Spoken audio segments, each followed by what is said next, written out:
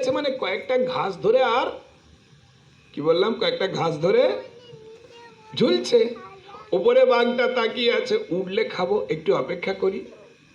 এবারে নিচের দিকে দেখছে একটা অজগর সাপ হাঁ করে রয়েছে, পড়লে সে খাবে, অপেক্ষা করে আছে। আমার কথা বোঝা যাচ্ছে? পড়লে অজগর সাপটা খাবে, তো জানে তাড়াতাড়ি তো পড়েই যাবে। এবারে দুটো ইঁদুর, একটা কালো ইঁদুর একটা সাদা ইঁদুর, এই যে ঘাসগুলো ধরে ঝুলছিল ওর শেকড়গুলো কাটছে। মানে বুঝতে পারছেন এর অবস্থাটা কীরকম? ও তো কাটা যে কোনো সময় শেষ হবে, নিচে পড়বে, পড়লেই অজগর।